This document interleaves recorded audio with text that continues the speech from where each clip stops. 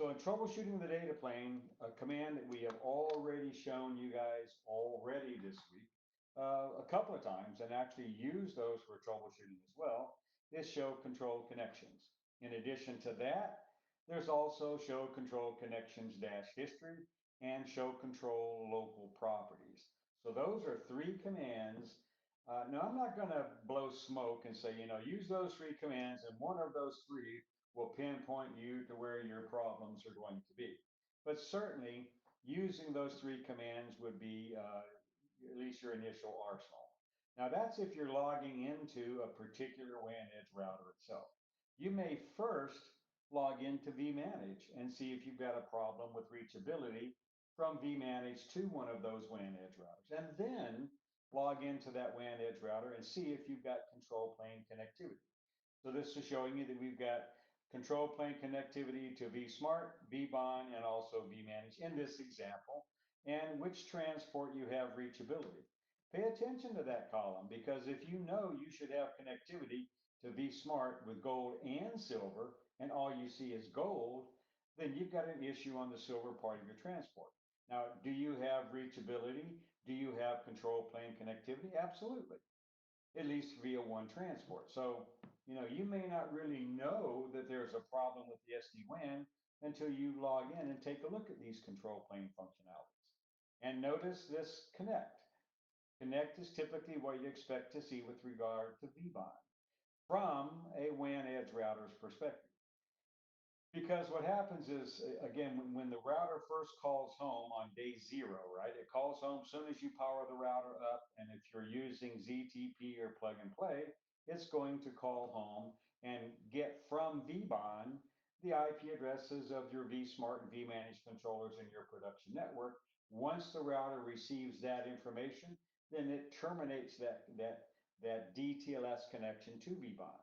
But still, you're going to see connect show up and go away. It'll show up and it'll go away, because the router still needs to make sure that vBond is there, because anytime reachability in data plane or control plane functionality is severed, we need to communicate that information to our vSmart controllers.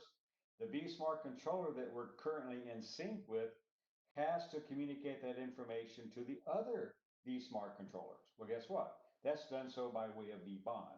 So that's why vBond is still important even after day 0. Hey, Initial, Roger. What were those other two commands you mentioned? I'm sorry. yeah, show control connections and show control connections dash history. And then finally, show Okay, control local properties. thanks. Local dash properties. So those three commands, you want to build your toolbox with those three commands to start with.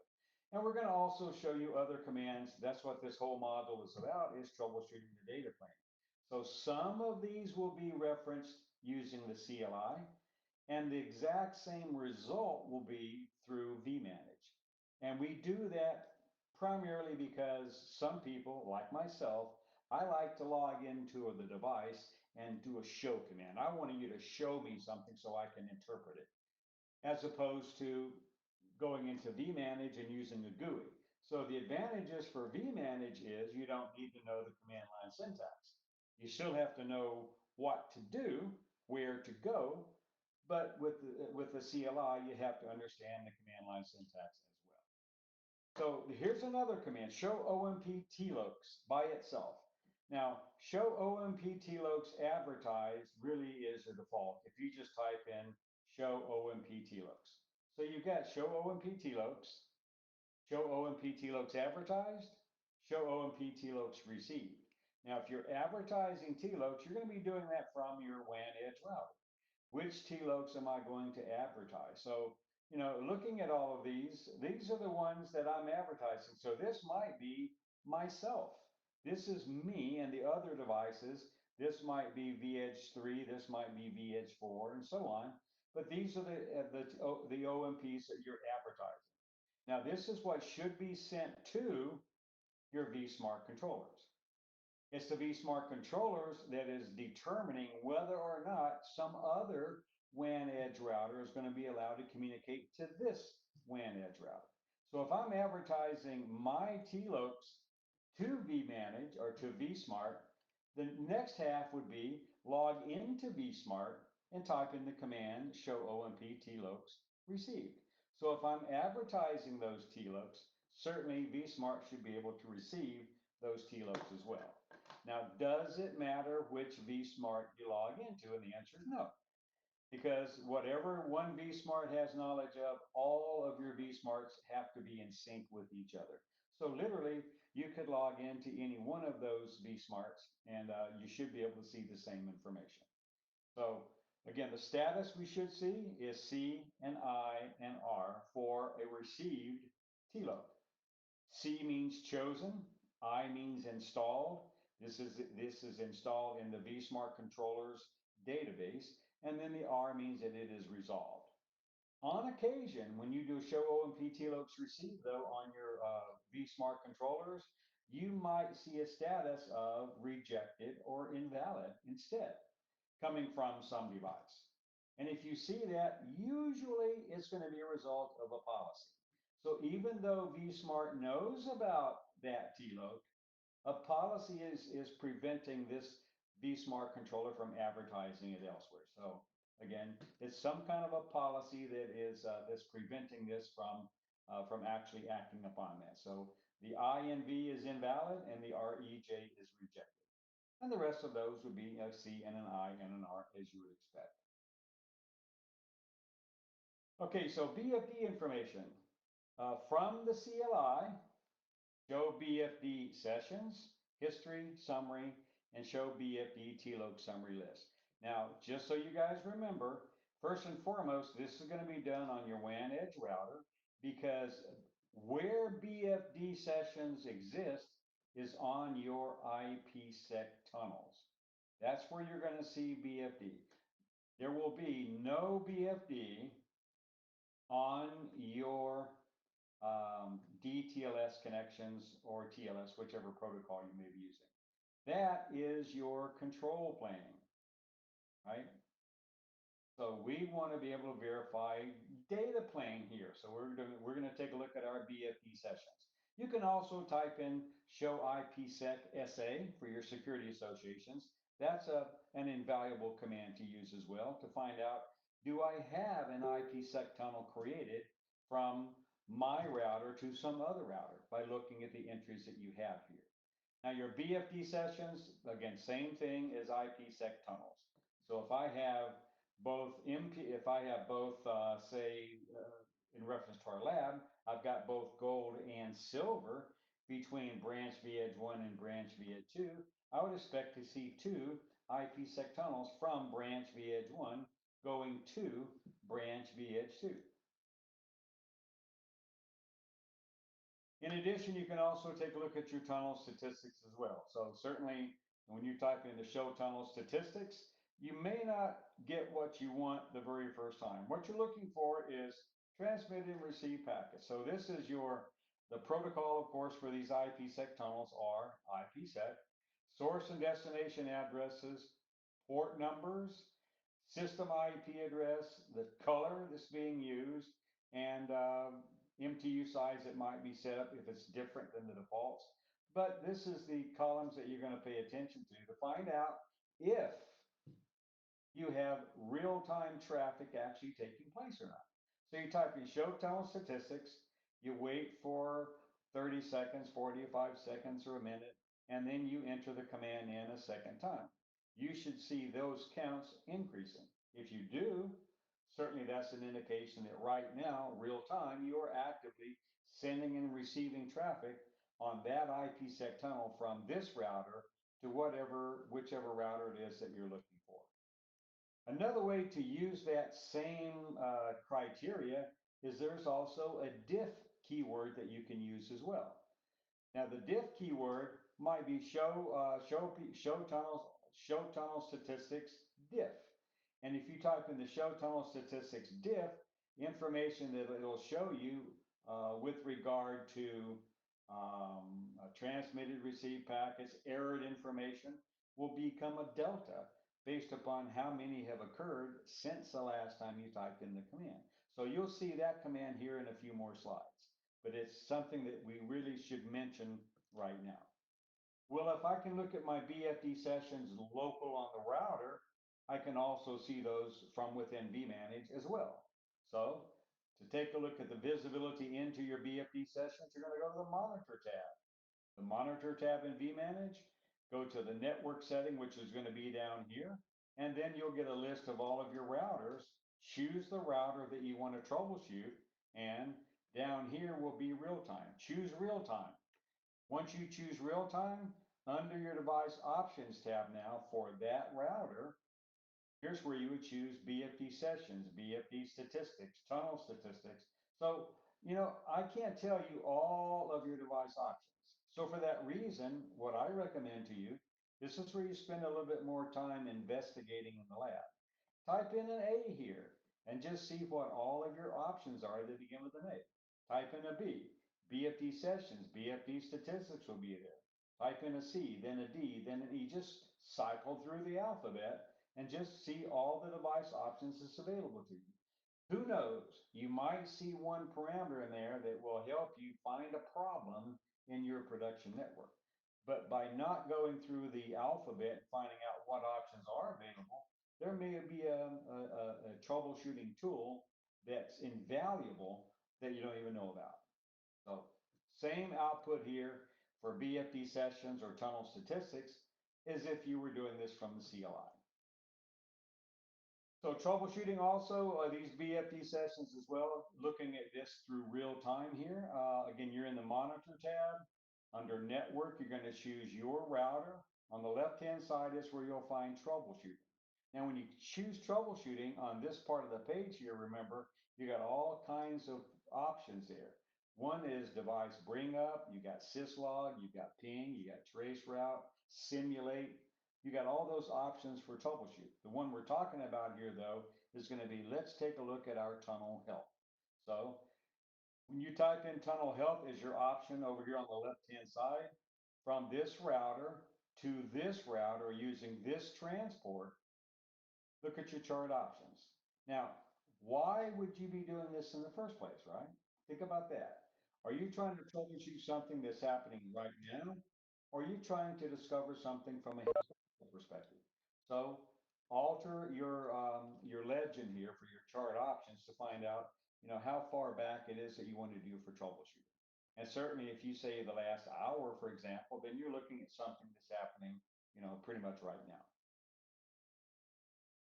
BFD coloring. So again, colors is a way for us to identify which transport we want to use. Well, you may make a decision that, you know what, I want to alter my BFD parameters only for the MPLS fabric or only for the gold transport. So your options that you have for coloring is shown right here. And I mentioned those to you earlier. So there are some colors, and again, if we were writing this today, there's no way I would use the terminology color. I would use the terminology label, or I would use the terminology tag, or something like that, because most of those are not colors. Just like in VLANs, we talk about colors in VLANs. Well, there's no red, blue, or green VLAN either. They're identified by numbers, but it's there for, to understand the concept. So same thing as here. We identify BFD or transports by color. So there are blue, there's bronze, there's gold, there's green, there's also red and silver. But those are really the only colors that we have. The rest of those are 3G, maybe LTE, business internet, MPLS, Metro Ethernet, Custom 1, Custom 2, Custom 3, and Private 1 through Private 6, as well as public internet. Those are the only names of colors that you can choose from. So, and the reason there's as many options as there are, a real good example of that came from the last group that I actually talked with. They had a public internet connection that they were using, but because of very strict corporate policies, they were not allowed to name anything internet. So they just named it Private 1, or they named it Custom 1 or something like that instead. But internally, they would know that Private 1, as far as the color, really meant public internet. So you can name anything really, any transport, really any color that you want. So if I want to be able to alter my BFD parameters for any one transport identified by a color, you type in BFD color and the color. BFD color, blue. BFD color, MPLS. And then you can modify those parameters we talked about yesterday. Hello interval, by default, is every 1 second. Your pole interval, by default, is every 10 minutes. Your multiplier by default is a 6 for hardware-based routers. It's a default of 20 for software-based routers. And you can also define your path MTU by doing a discovery. So those are all parameters within BFD. And by doing it this way, you're limiting BFD parameters uniquely by transport, right? So not a bad way to go. Now, obviously, if I'm typing in these commands, I am in the CLI. So if you're not using the CLI mode as opposed to vManage mode, in vManage mode, you would have a feature template, and that feature template that you would configure would be a feature template of BFD. And in there, you would define all of those parameters. Now, when you update the device template, you would choose the name of this feature template for BFD instead of the system provided default. And now any router that is using that device template now would incur the use of those timers for BFD. Okay, so in the last lab, you got into policy. So certainly we can look at the output of a show policy from vSmart.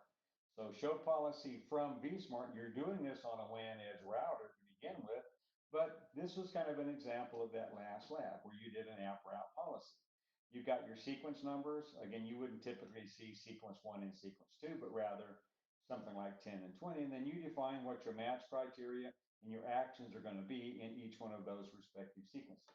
So even though you're typing this command in on a WAN edge router, the policies are being pushed down to those WAN edge routers where, by the way, they're being enforced, but it's being pushed down from vSmart. In addition, kind of shrunk it down a little bit here, but here's that same show policy from vSmart output. And the reason we're showing it to you this way is because now in this policy, we have an action of accept, and we're counting and policing our traffic. So we have a policer that we're using. Now, what a policer really is a rate limiter. So you've got policing and you've also got shaping. So both shaping and policing both are rate limiters in terms of just QoS concepts here for just a quick moment. But if you're rate limiting, the outcome, however, of the two different forms of rate limiting is not the same. So policing, if you're policing traffic, that means what am I going to do with packets that are out of profile? If I'm policing them, probably the outcome is to throw it away. Throw away out of profile packets. But if you're shaping as rate limiting, if you're shaping traffic, then you're not discarding anything. All you're doing is you're probably introducing more latency. Now, kind of think of traffic shaping like a gate, right? So, or a funnel, or an arm, or something like that. So, with traffic shaping, imagine that I don't know if you can see my video, but imagine that the gate is closed and traffic is allowed to flow through this open connection. And as soon as you start reaching your maximums, your committed information rate, for example, then the arm opens up and the traffic now has nowhere to go. So you're delaying the sending of this traffic for traffic that is out of profile. And as soon as you've emptied your buffers out, the gate closes and you resume sending traffic again. So traffic shaping is not going to typically allow or cause you to throw packets away, but rather introduce latency for those packets. So that's why typically the last thing you want to do with voice and video traffic is to shape it, because the one thing, latency is one thing that you really can't handle with or is very non-tolerant of with regard to voice and video, RTP traffic, in other words. The exception to that rule would be if you have excessive traffic shaping taking place, because if you're excessively having to shape your traffic and you're excessively introducing more and more latency, the outcome of that could end up with packet loss as well. Because remember, you've got traffic that is destined to a queue. Let's just say hypothetically that queue is queue, I don't know, queue number 3. So voice over IP traffic is coming into that queue through a hole. Imagine this is a bucket, right? Hole is punched in the bottom and your voice over IP water packets are dripping into this bucket, and you got a hole punched in the bottom that those water packets drip out of and go out to the wire. Well, if you've got traffic coming in at a higher rate than you're dropping them out, then eventually the bucket is going to fill up. If the bucket fills up because my shaping is excessive, then you're going to end up with overflow. And when you have an overflow in any one queue, the result of that is it goes to the proverbial bit bucket and it gets discarded. So excessive traffic shaping could end up with packet loss as a result of that. But anyway, the reason I'm showing you this slide is with regard to the output of the command at the bottom. So here we've got show policy, data policy, filter. So we are doing traffic policing as is shown here, and we've got 3 different sequence numbers. We've got sequence number 10, we have sequence number 20, and we've also got sequence number 30, where each one is defining a particular match criteria and an action to be taken.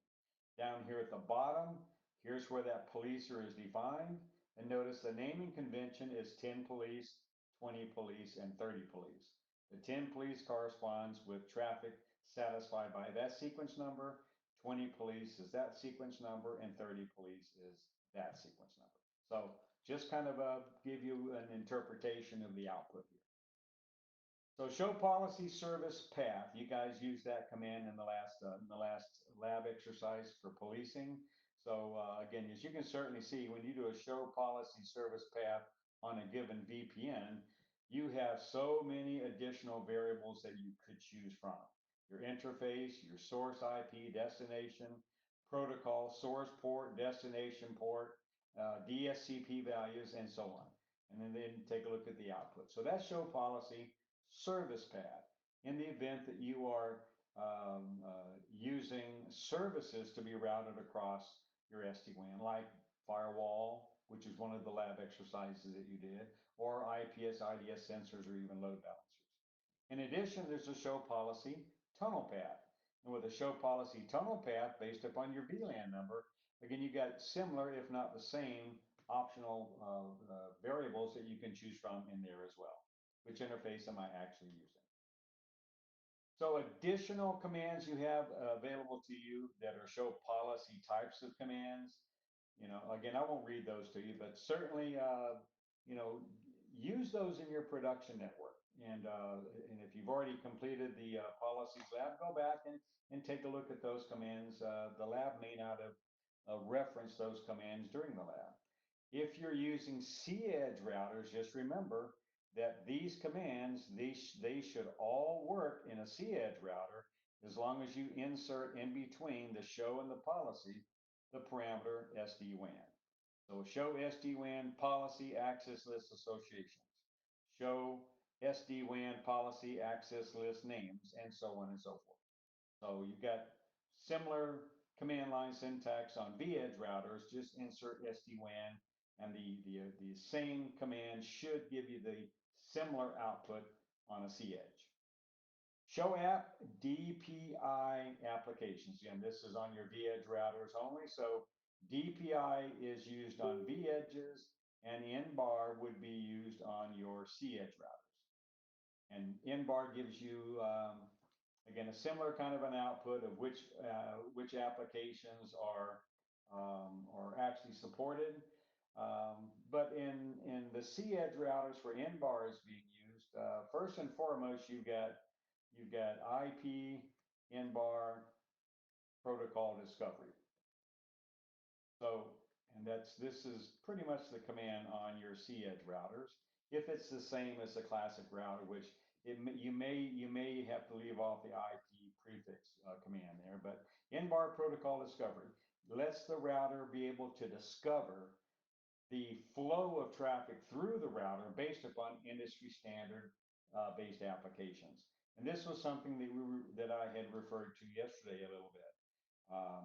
You're gonna get an output likely on a router that says, I discover all of these applications, web traffic, Citrix traffic, ping, telnet, whatever it might be. And then at the very bottom of that, it'll say so many packets of unknown protocols or unknown packets. So if that's a high count, all it means is that whatever that application is, it's based upon non-industry standard based applications and port numbers. In other words, TCP port 23 is telnet. TCP port 22 is SSH, right? That's what we mean by industry standard port number. So that applications are based upon non-industry standard. So if you got a high count there, either grab your application programmers and let them tell you, these are the homegrown apps that we've rolled out, and here's the source and destination port numbers we're using. Hopefully they'll be able to tell you that, but likely they're going to be too busy to answer that kind of a technical question. So throw a protocol analyzer on your network, put a sniffer on the network, and capture that traffic and find out what kind of source applications it is you're using. And then you can configure your own port map for in-bar and say, in addition to the industry standard applications, we have this homegrown application that uses TCP or UDP port number umpty-frats. Add that to in-bar and then do another protocol discovery. And now it'll be able to classify now packets based upon this new protocol. So if you do that enough, now I'm looking at this through rose-colored glasses, I'm aware of that, but if you do that enough, eventually the number of unknowns will be zero. And that becomes ultimately your end goal. So if you've got a zero count of unknowns and you monitor this over time, sometime down the road, a month, 3 months, 6 months, a year down the road, you look at your protocol discovery and you find out, boom, you got a lot of unknown packets again.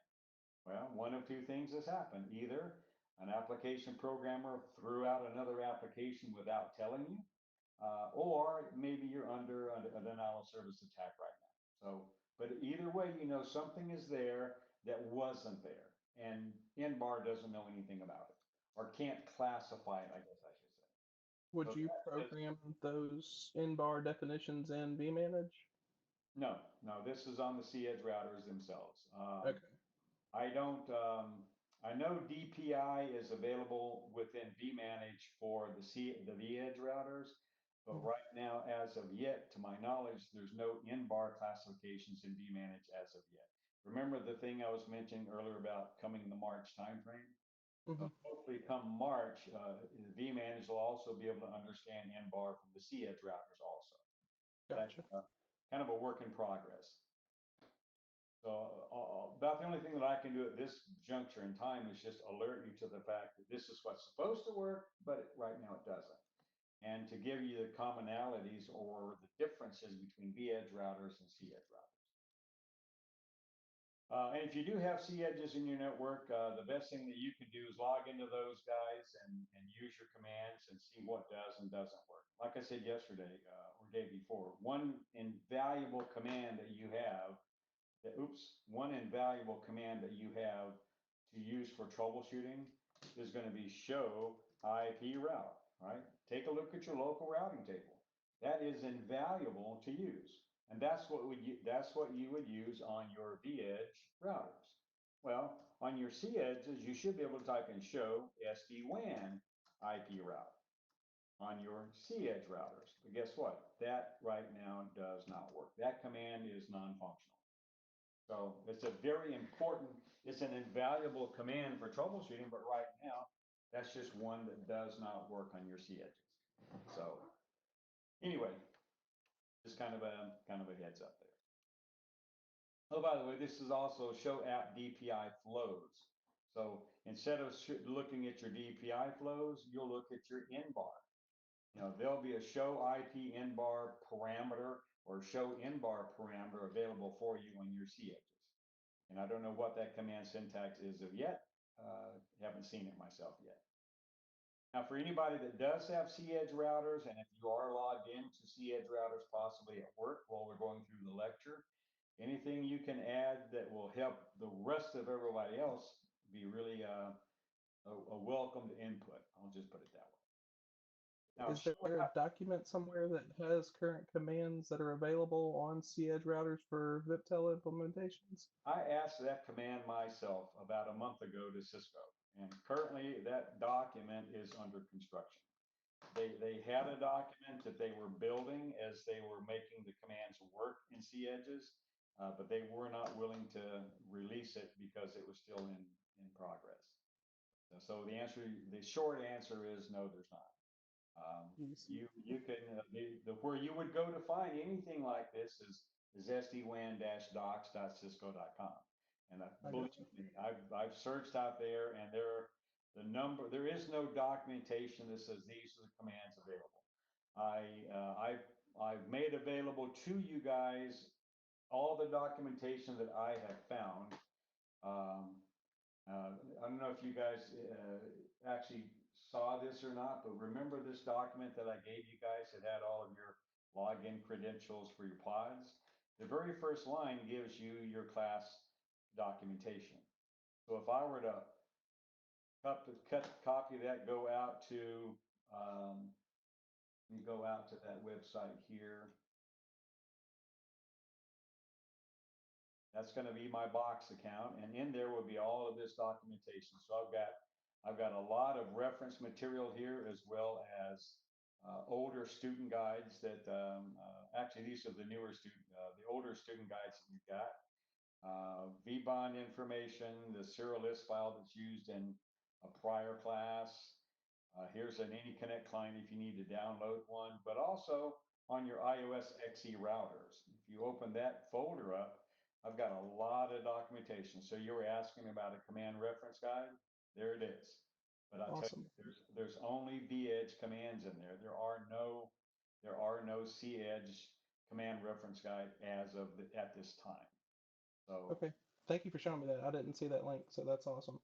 Yeah. So if anybody does not have that document any longer, the document I'm talking about is your lab assignments. Heck, I'll just copy that and I'll put it in the chat window for you all. That way you all have everything that I have. So you're welcome to download any or all or none. You decide what you determine as being beneficial for you or not. So in there as well, let's see, I've got SD-WAN reference material here as well. XE routers, like I just showed you, and again, you're welcome to download any or all of these at your discretion. But there are some wonderful reference materials in here. For example, SD-WAN deployment best practices. Not a bad thing to have. An SD-WAN deployment guide.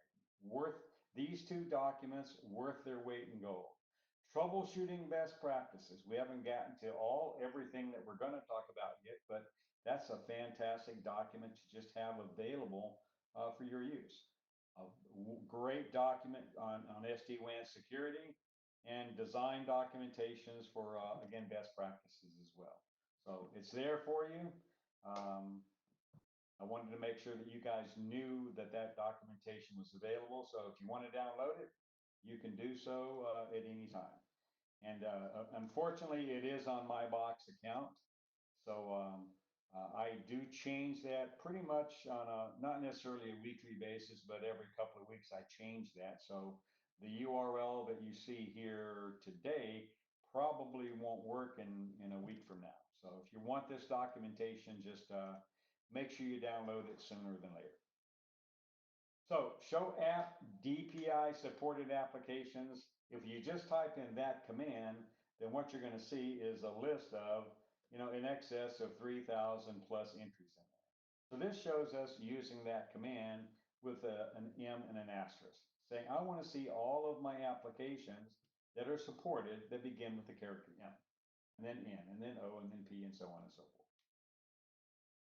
And remember the troubleshooting page I told you about, right? So you go to the monitor tab, choose network, select your router. On the left-hand side, you'll choose troubleshooting, and then this is your troubleshooting page. Now, this is another one of those, you only see this on vEdge routers. So this is another one of those that come March timeframe, Cisco is working on, so we can get similar results in vManage for cEdge routers. So in other words, vManage knows that this router is a cEdge or a vEdge router, and that'll control the output that you see here. So you don't get this information or the tunnel health. That was the example that I showed you earlier, right? So here's also ping and trace route, device bring up. We saw that on Monday. So these are all parameters available to you on vEdges. Some of you guys have vEdges only or mostly vEdges, and others of you guys have mostly cEdges. So, and your troubleshooting capabilities have been somewhat hindered for now anyway, because you have cEdge routers.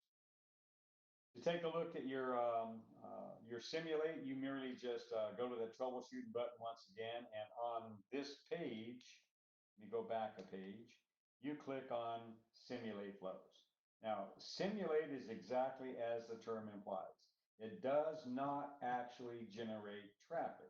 What it does do, though, is it plots out what path through the network would traffic from this router on this interface using this source IP going to this IP address using this application, what path would it take?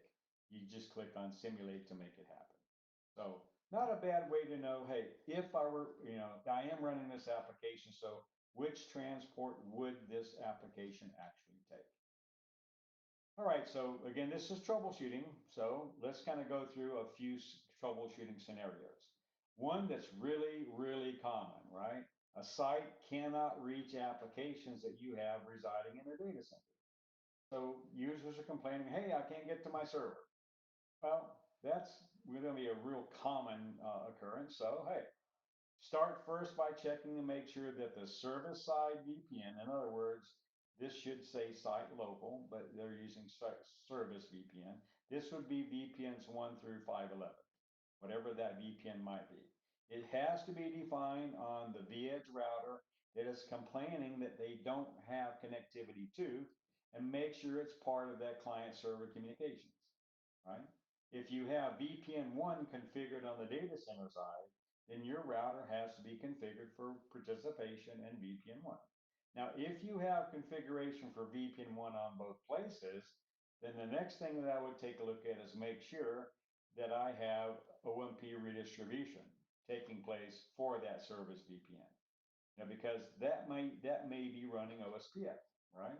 So you've got to redistribute from OSPF to OMP locally and redistribute from OMP to OSPF remotely, and the same thing in the opposite direction. So you got to make sure that those prefixes are present. Well, hey, check your local routing table. If your local routing table doesn't show the prefix of the server you're trying to reach in the data center, pinging and trace routing is a waste of your time, right? So take a look at the routing table. Make sure the transport interfaces are actually up and operational. I mean, we all have done this many, many times in the past.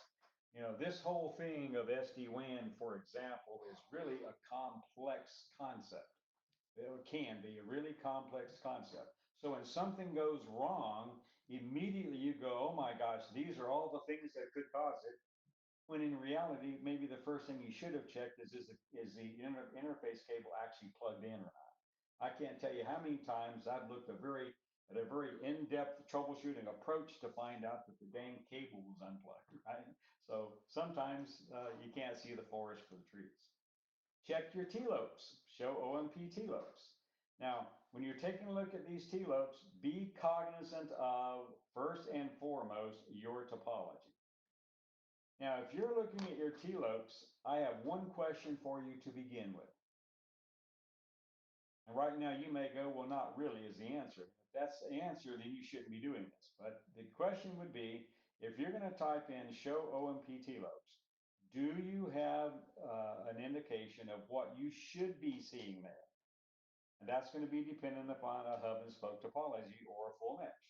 So if you've got a hub and spoke topology configured and you do a show OMP TLOCs and you don't see the TLOCs of your neighbor routers, you don't have a problem. That's what you're supposed to see because it's a hub and a spoke topology.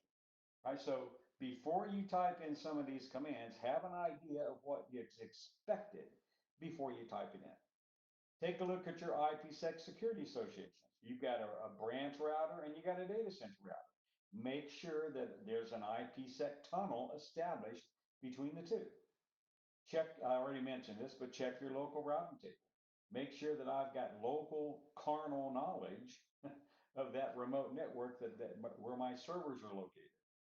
And maybe there's a policy that is setting up either an inbound or an outbound filter that prevents the advertisement or the learning of, prefixes in your network. So if you do a show IP route, for example, on your router and you don't see that network, there's a lot of things that you can check, but one thing is, did anything change from yesterday to today? I know you all troubleshoot, you've done this for years, but your troubleshooting approach is going to be different depending upon whether you're troubleshooting something that worked yesterday but doesn't work today, as opposed to it's a new deployment and it's never worked. Obviously, if it's never worked, it could be 1,000 different things, right? But if it has worked, then the first thing you want to try to find out from your team, is what changed from yesterday. So sometimes there's a change log that's available in vManage as well to let you see who logged in and changed what. So that's probably the first place you're going to want to go look if something worked yesterday and all of a sudden today they don't have reachability to the servers.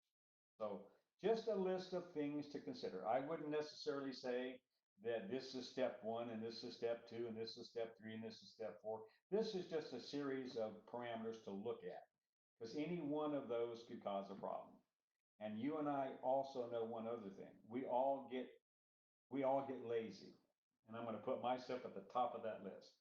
If someone says, "Hey, I've got this problem," the first thing I do, and it's out of human nature and it's out of habit, is go back in my memory banks and go, "Hey, have I seen this problem before? And if I've seen that problem before, try this." Right? We always try to jump to a solution instead of following a troubleshooting methodology. We're all guilty of that. And again, if you're going to do that, just know that you've got a checklist. Check everything before you make the decision. It needs to be resolved in some fashion. So go through a troubleshooting checklist. Your vManage controller is showing that a vEdge router is down, or meaning unreachable, or there's an interface that may be down on that router. So the router is connecting to the transports via always VPN 0. So this is responsible for your control plane establishment. So here we're talking about troubleshooting data plane, but do you have connectivity to your transports? Do you have control connections up? Are your DTLS connections up from the WAN edge router to vBond, to vSmart, and also to vManage? What changed from yesterday? Maybe check your configuration. Maybe look at the status of your interface. Maybe the physical interface is down because a cable is unplugged, right? And also check your local routing table and see what you have for reachability. Now that's back to the same thing. If you do a show OMP TLOCs, do you know what you're supposed to see in a normal indication? Same thing here. Look at your routing table. What should you see? If you can't answer that question, there's no way for you to know if what you see is good or bad. So familiarity is going to absolutely be key here. System-wide blackout. Site-wide blackout is a consequence of total transport network loss of connectivity. Every time a service VPN, and again, I'm going to abbreviate and retitle this as site local. Every time a site local VPN, VPNs 1 through 511 is defined, BFD is going to be used to monitor the data traffic on that respective data plane on your IPsec tunnels between a pair of routers. So it's going to measure, whether you use it or not is up to you, but it can calculate packet loss, latency, and jitter. And if you want to use that, that means that you're probably doing application aware routing, but it's still doing that in the background. BFD is an inherent behavior of these IPsec tunnels.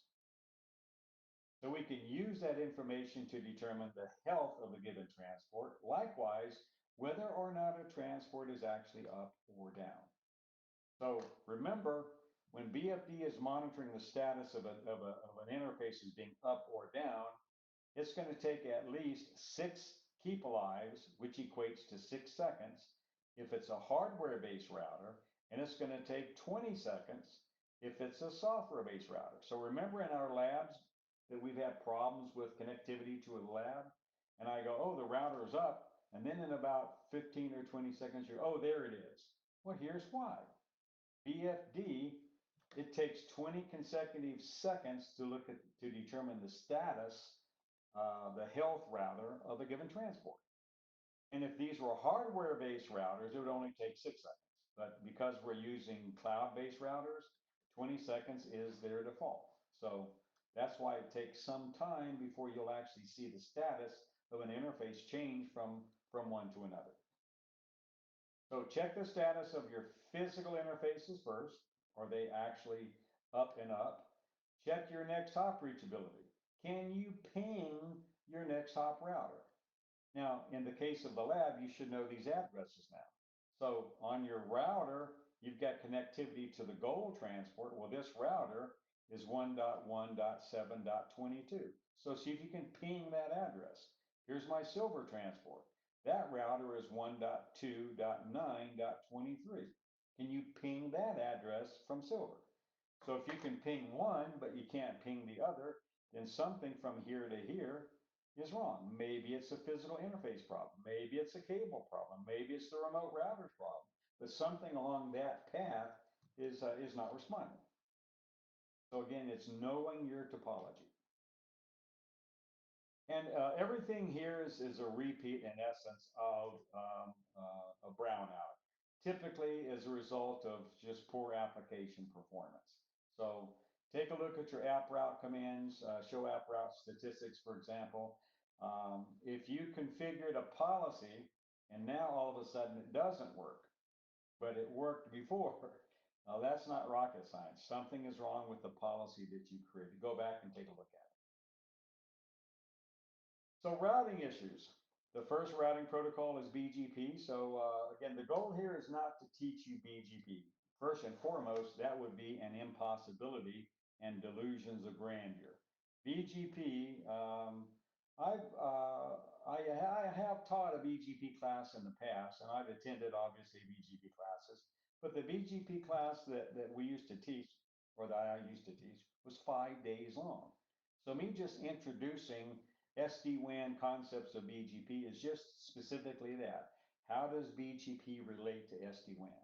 You already need to have an understanding of BGP or OSPF or EIGRP. This is going to be on the site local side. So on this router here that's connecting to the gold transport or connecting to the silver transport, this is all SD-WAN here, right? This is SD-WAN. The only protocol you have in that direction is OMP. So if you have BGP or OSPF, it's going to be somewhere back here on the site local side. So we're just trying to get BGP transported across this fabric, maybe over to another router that happens to also be running the same protocol there. So if I'm running BGP, let's say this is your data center router, I'm running BGP here, and that is VPN 10, then you've got to configure VPN 10 here as well and make that run BGP. So that's the notion that we're trying to accomplish here. There is no BGP peering relationship from this router to this router, because in that direction, we're running OMP only. I'm talking to vSmart, and vSmart communicates to that router. There is no direct peering relationship between a pair of routers across SD-WAN, because we're talking control plane information. The routers themselves, they don't have the brains to make decisions on their own. Without the vSmart controllers, I've said it before, they're basically a box of rocks. So BGP information is obtained using quite a few show commands, and we'll talk about what some of those are. But certainly take a look at your running config to begin with. Is BGP configured correctly to begin with? And it's all based upon address family syntaxes, and address family properties include some, all of those. And if you're familiar with BGP, you should already have knowledge of communities, route reflector clients, private autonomous systems, policies, either inbound or outbound, multi-exit discriminator values, the next hop self attribute, and so on and so forth. I won't read those to you, but those are all parameters that are BGP. No different here because we're talking about on the WAN edge router back in this direction where maybe this guy is communicating with a router that's running BGP.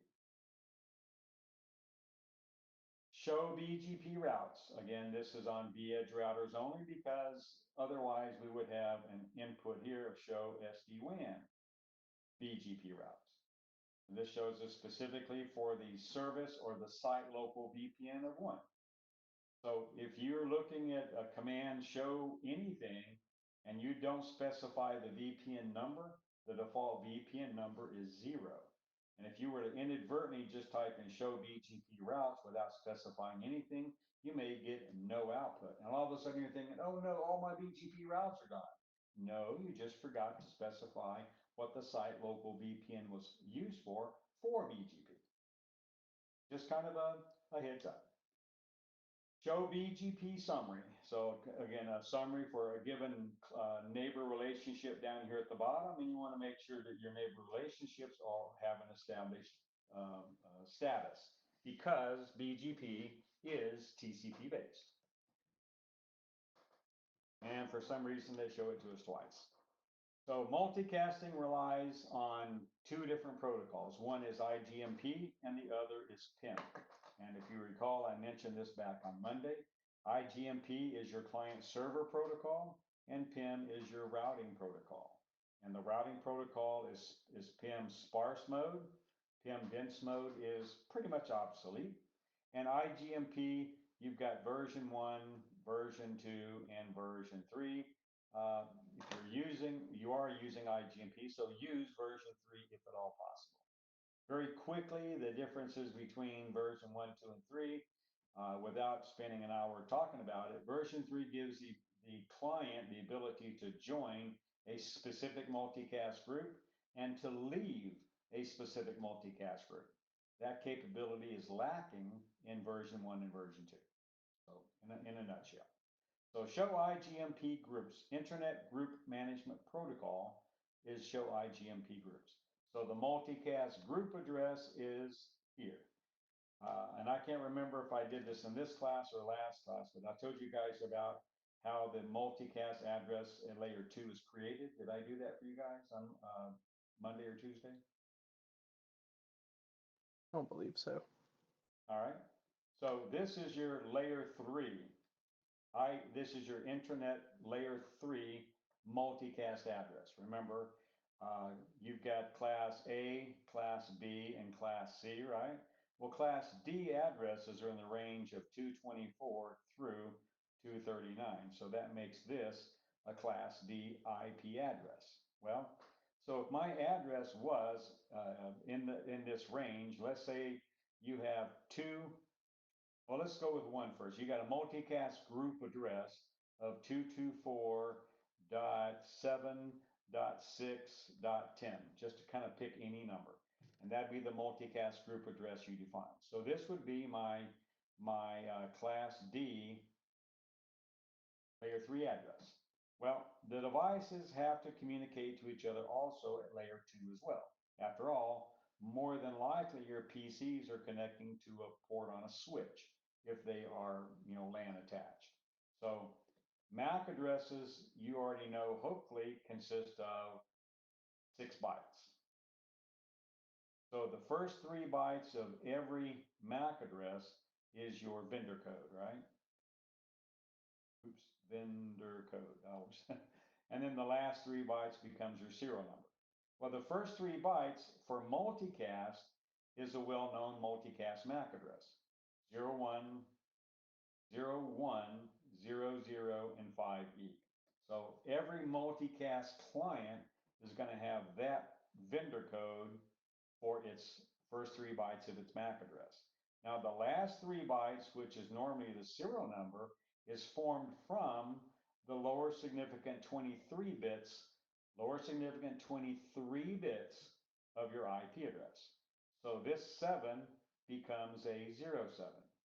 The 6 becomes a 06, and because this is hexadecimal and this is decimal dot notation, the 10 becomes a 0A. So this becomes the client's multicast address. Now, he is a PC. He's a PC that is connecting to a port on a switch. This port on the switch has to be able to know that this guy is joining a multicast group. So because this guy here is automatically by default today enabled for IGMP snooping, then that's the way he's looking for a MAC address that begins with 01005E. And if he sees a MAC address with that format, he knows that this device, especially if it's the first packet, he knows that he's trying to join a multicast group. And by virtue of the fact that he sees this, he knows which multicast group he's trying to join specifically. Now, the reason I point this out to you is because if you have 224.7.6.10 as your multicast group address, that's for one server. What if you have another application, another multicast application running? You might choose to use 225.7.6.10. Without a question, those are 2 different Class D addresses, right? But what do we use to form our layer 2 address, our MAC address? We only look at the bottom 3 bytes. So notice the difference here. They're both exactly the same. The fact that the high order octet is 224 and 225 does not change the MAC address of the client. So this client, this PC, would be using that MAC address for that server, and he'd be using the exact same MAC address for that server. So the standard rule of thumb is if you have multiple multicast applications running, always change something in the last 3 bytes. Otherwise, there would be no distinction between which multicast group a client's joining from the MAC layer perspective. So anyway, that's all I wanted to add to as far as the content. You have additional show commands shown here, show IGMP groups, show IGMP interface. Use those commands if you're supporting multicast in your production environment. We don't have it in the lab, so you can't do these commands in the lab, but certainly use those commands in your production environment. In addition to IGMP, there's also PIM. And again, remember on the C-Edge side, it is SD-WAN in front of that. Okay. Look at your PIM, Protocol Independent Multicast Routing Protocol. And there's additional multicast commands that you can use as well. And certainly you can read those. Just make note that there's a lot of commands that we have referenced in this module that's simply not going to be in the lab because we're not going to be doing multicast in the lab at all. We don't have BGP in the lab. So you have commands that we're introducing to you, but certainly they're not going to be available. And that also applies absolutely to all C-Edge routers. So use those in your production network. Find out what does and doesn't work today from a command line syntax perspective. And again, when the March timeframe rolls around, Cisco should be making an announcement about that time that the modifications have been made. I will say though, that promise was made previously as well. So if you guys have been working with Cisco and you have C-Edge routers in your production network, Cisco made that same promise for November. Cisco said that the inefficiencies, the the incompatibilities between cEdges and vEdge command line syntaxes. They were hoping to get that resolved by the November timeframe. Well, that's now. And so now they've already moved it out to the March timeframe. So as far as Gump would say, that's all I have to say about that. Okay. Roger, come on, Roger, there's 9 days left in November. Come on. We have time. There's time. That reminds me of Dumb and Dumber, right? She goes, so what chance do I have of getting with you? He goes, 1 in a million. She goes, So you're telling me there's a chance? so I got a chance. I hope that at least made you guys crack a little smile, if nothing else. Because I think everybody has seen Dumb and Dumber at least once or a dozen times. Okay, so on a WAN edge router, looking at our peers, another invaluable command. This is making sure that your control plane is up.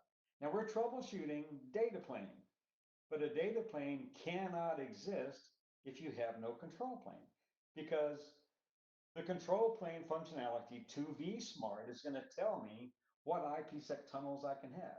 And no control plane, no IPsec tunnels. So even though we're troubleshooting data plane, let's take a look at the control plane here. So I'm looking at this from a WAN edge router's perspective, and I've got a pair of vSmart controllers, and their addresses are shown there. But on the right-hand side, we have an R, an I, and an S. An R indicates routes received. Yep, I've received 7 routes from the first vSmart, 7 routes from the second. I can see that I have sent routes, 3 of them, to the first one and to the second one. But as far as routes installed, let me clean it up. As far as routes installed, notice that we have all 7 of those routes being installed from vSmart. We'll say this is vSmart 1. And no routes are installed from vSmart 2. So you see, I have control plane connectivity to all of my vSmarts. I have to have that. But I'm only installing routes from one of them. Even if I had 5 or 6 vSmarts, you're going to see 7 and 0, 0, 0, 0, 0. So I'm only going to be installing routes from one of them. And that's something you have absolutely no control over. As long as I have control plane connectivity to one of my vSmarts, from this router's perspective, the control plane is up. And that's what you'd expect to see. Now, if I lost connectivity to vSmart, then obviously that'll be gone and this would change to 7. Right? I'd start using the second vSmart after a period of time. I've got BFD's got, not BFD, but I've got to make sure that my DTLS connection is gone, and then I'll sync with vSmart 2, and I'll install routes coming from vSmart 2. So one router might be using vSmart 1, another router could be using vSmart 2. I don't want to call it a luck of the draw or the unluck of the draw, but you have no control over specifying which vSmart you want to receive these and install the routes from. So this is beneficial in a couple of ways. One is I know I have 3 vSmarts, but I only see 2. Now, as long as you see at least 1 vSmart, your control plane is up. But if you know you have 3, but you only see 2, you better start finding out what's wrong with that third vSmart, because down the road, remember, if you start wanting to make changes in vManage, vManage has to send that to all controllers, or else whatever you're trying to do fails. So this gives you a real quick way of knowing whether or not changes down the road will be failed as a result of maybe no connectivity to some of your vSmarts. Another one is show OMP routes. And again, kind of the same thing for the status. Here you got C and I and R's as well. So these OMP routes is being received. This shows you which VPN those are associated to. So show OMP routes, we're advertising this prefix and this prefix. Where do they come from? Well, those are the peers that are advertising. And so this one is advertised by those 3 addresses, and then 10230 is advertised by those. But in each one of these, notice that in sets of 3, you've got chosen and resolved, but this one is only resolved. It's not chosen. These 2 are chosen and resolved, but not this one. And it might be because this router is connecting to 2 transports. gold, and silver. Maybe the third one is MPLS, but I'm not directly connected to MPLS. So that would justify why you would see, instead of seeing them all, only some subset of the total. And pay attention to whether or not it says rejected or invalid here as well. Because if it does say rejected, if it does say invalid, it's probably because of a policy that says vSmart knows about it. I'm just not allowed to tell you about it. And same thing for your services, such as firewalls, vSmart firewalls, IPS, IDS sensors, load balancers. It tells you with the show OMP services, again, indicating this is on a vSmart controller, what source VPN is associated to, and again, chosen, install, and resolve, or rejected or invalid if that's indeed the case as well. Now, show OMP summary. This shows us an output of show OMP summary on vEdges as well as on vSmart controllers. Now, based upon your topology of your network, have an indication of what you would expect to see as an output. So if you're looking at your show OMP summary on a vEdge router and you're in a hub and spoke topology, don't expect to have as many entries as you would be seeing if you type in the same command on your vSmart controllers. So again, TLOC sent, TLOCs installed, TLOCs received, 16. Over here, there's only 2. You've got services received only 1, but vSmart receives it from all routers that has services configured. Right? So don't expect to see the same output on your vEdge routers or your WAN edge routers as you do on your vSmart controllers. And show control connections. We saw this. This is a repeat. But again, just make sure that if you know you have 2 transports connecting you to each of your WAN edge routers, that you've got that number of connections. Now, this time, they show us the output on your vSmart controllers. So even though a given router has connectivity via gold and silver to the vSmart controllers, and you have vSmart 1, vSmart 2, and vSmart 3, and vBond 1, and vManage, you're going to see 1, 2, 3, 4, 5 times 2 or 10 connections if this were a router.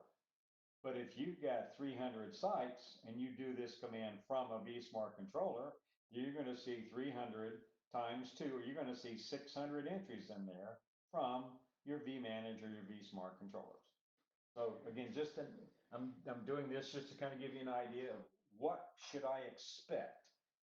And I can't answer that question for you because you have to know your own topology.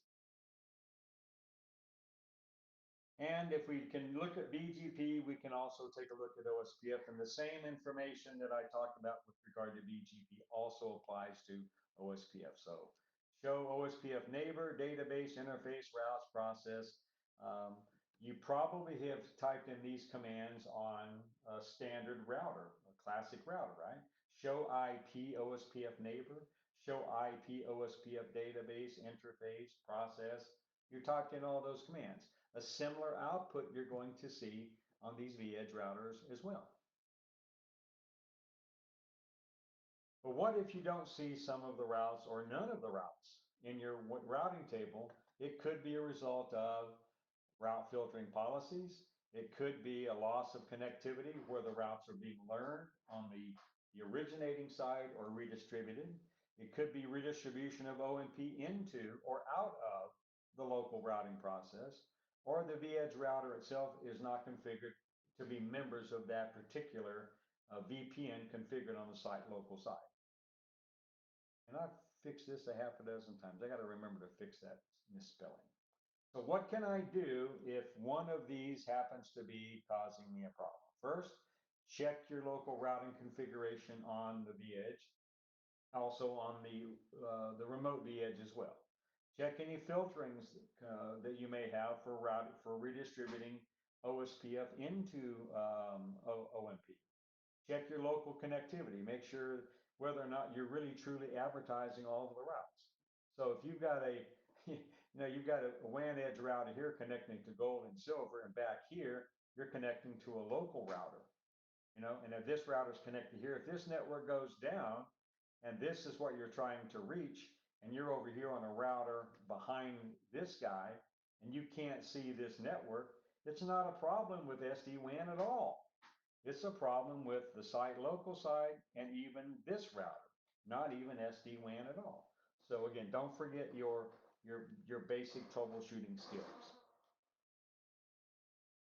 What if you should be taking transport A, but you're actually taking transport B? Well, an obvious thing there is you are using BFD to monitor the health of the transport, and the result of that, you've got optimal path degradation.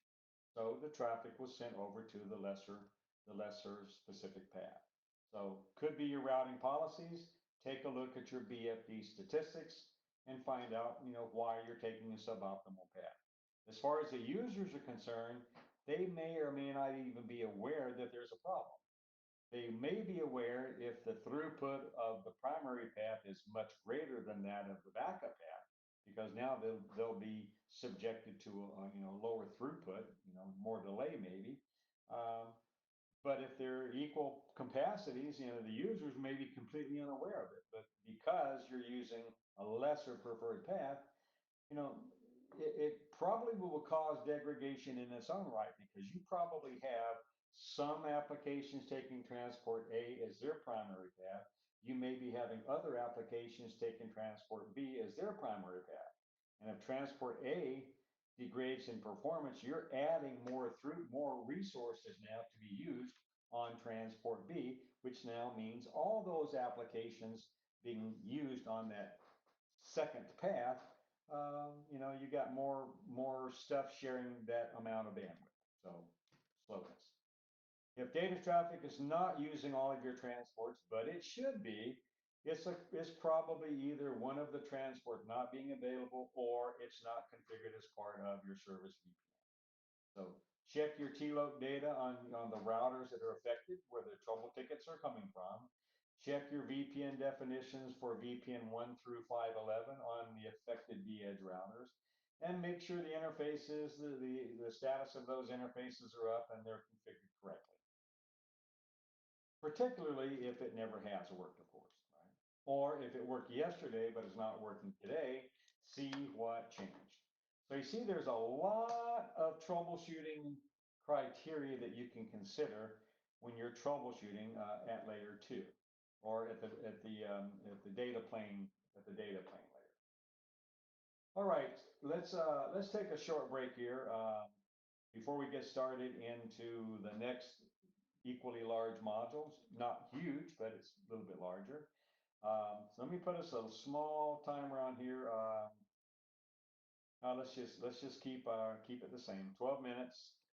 Come back after that, and I will continue with lecture until we finish up this module, and then a real short module 8.